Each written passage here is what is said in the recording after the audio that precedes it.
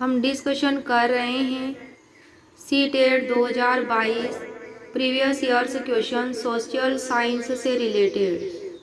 प्रश्न नंबर 1, 5वीं और 6ठी शताब्दी वर्तमान के तमिलनाडु में बड़े स्तर पर खेती करने के लिए यह आवश्यक था कि, तो इसका आंसर होगा सिंचाई के लिए तटबंधों का निर्माण हो। क्वेश्चन नंबर 2, किस राज्य के केकोलार और देवांग समुदाय बुनकरी के लिए प्रसिद्ध थे?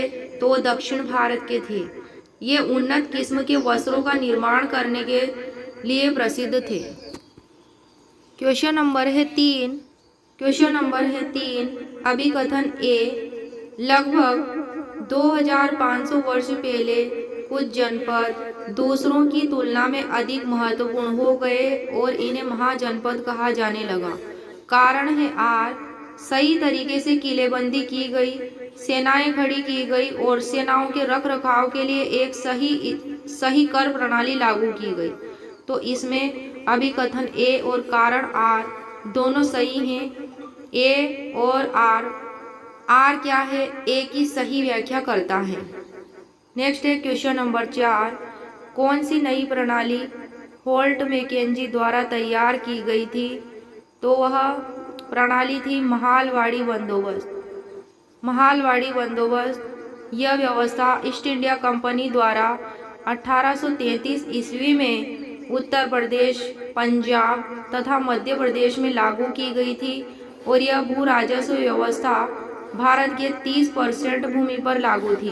कितनी भूमि पर? भारत की 30% भूमि पर यह व्यवस्था लागू थी।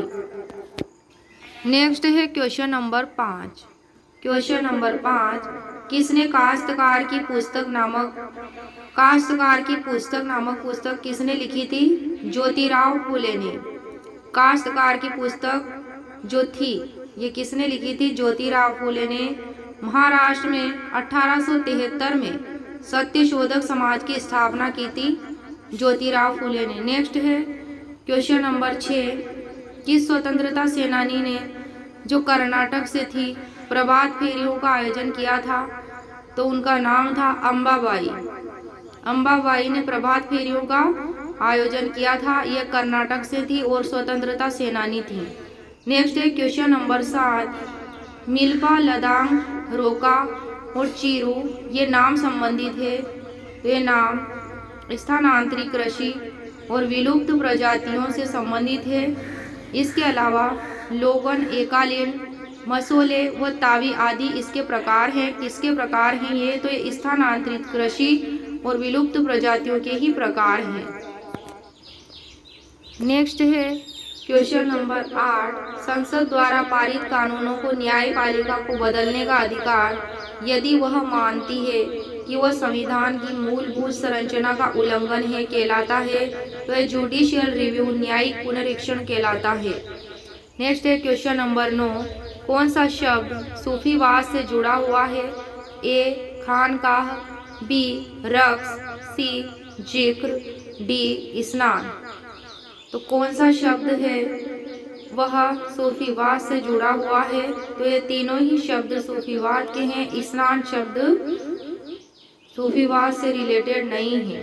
भारत में सूफीवाद के जनक शेख मोइनुद्दीन चिश्ती थे। नेक्स्ट है क्वेश्चन नंबर 10, शेल के एक प्रकार से दूसरे प्रकार में परिवर्तित होने की प्रक्रिया को कहते हैं? तो शेल चक्र कहते हैं। क्या कहते हैं? शेल चक्र। नेक्स्ट है क्वेश्चन नंबर 11, महासागरीय जल का लयबद्ध रूप से दिन में 2 बार उठना और गिरना क्या कहलाता है? तो यह ज्वार भाटा कहलाता है।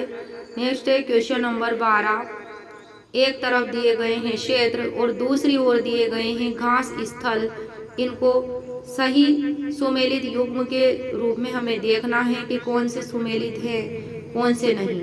पहले में है उत्तरी अमेरिका, तो इसमें घास स्थल दे रखा प्रेरी, तो बिल्कुल सही सुमेलित है। दक्षिण अमेरिका में ही प्रेरी घास स्थल पाया जाता है।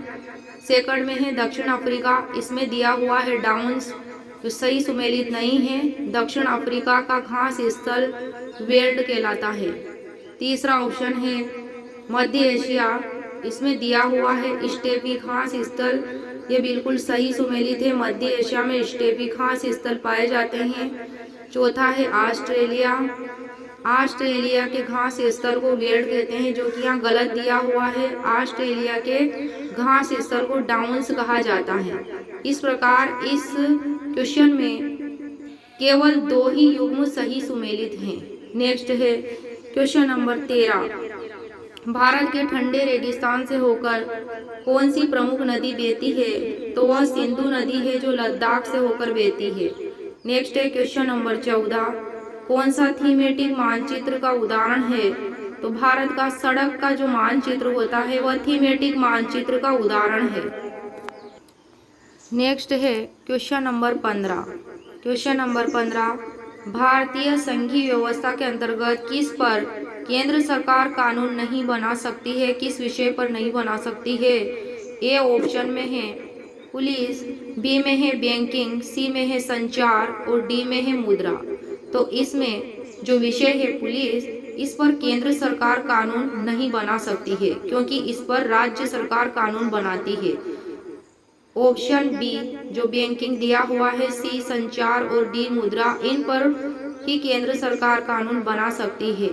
राज्य सरकार के और विषय जो हैं जिन पर राज्य सरकार कानून बना सकती है वे हैं जेल, स्थानीय सरकार, सार्वजनिक स्वास्थ्य, स्वच्छता, अस्पताल, सार्वजनिक व्यवस्था आदि पर।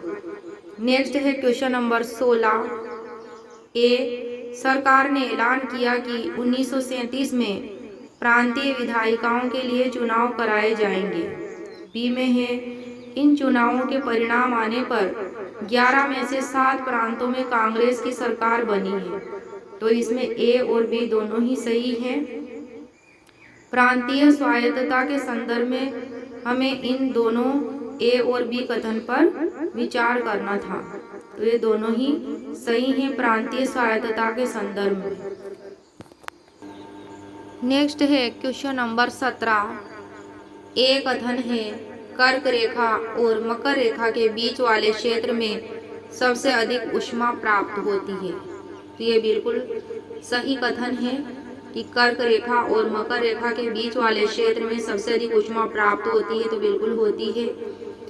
नेक्स्ट है आर, कर्क रेखा और मकर रेखा के बीच के सभी अक्षांशों पर सूर्य वर्ष में एक बार दोपहर में सिर के ठीक ऊपर होता है। तो बिल्कुल होता है सूर्य वर्ष में एक बार दोपहर में सिर के ठीक ऊपर।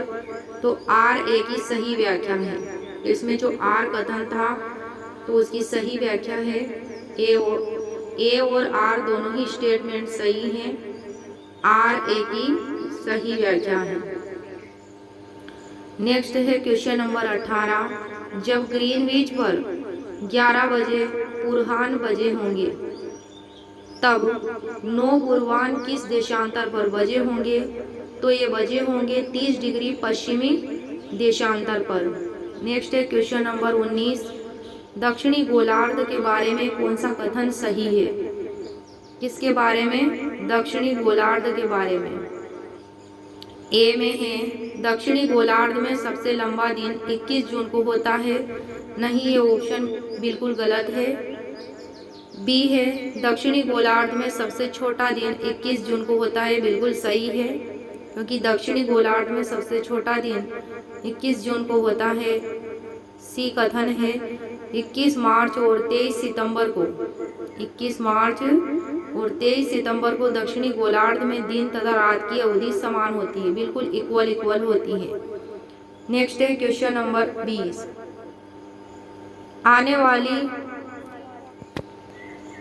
क्वेश्चन नंबर 20, आने वाली सुनामी का पहला संकेत कौन सा होता है? तो ये होता है तटीय क्षेत्र से जल में कमी आती है। कहाँ पे आती है? तटीय क्षेत्र से जल में कमी आने लगती है। सुनामी शब्द जापानी भाषा का शब्द है, जो 2 शब्दों सु अर्थात बंदरगाह और नामी अर्थात विनाशकारी लहरें, ये इसका अर्थ होता है।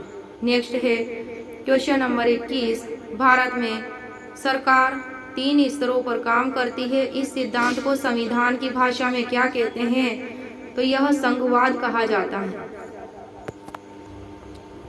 नेक्स्ट है क्वेश्चन नंबर 22 में है कथन ए, अलवण जल का केवल 1% उपलब्ध है तथा मानव उपयोग हेतु उपयुक्त है।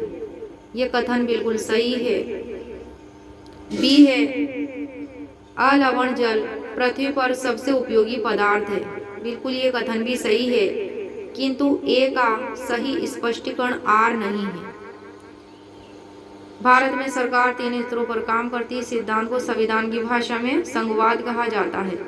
नेक्स्ट है क्वेश्चन नंबर 23, ददनी व्यवस्था एक ऐसी व्यवस्था को संदर्भित करती है जिसमें, तो इसका आंसर है व्यापारी कच्चा माल बुनकरों को देता है और इसे तैयार माल प्राप्त होता है।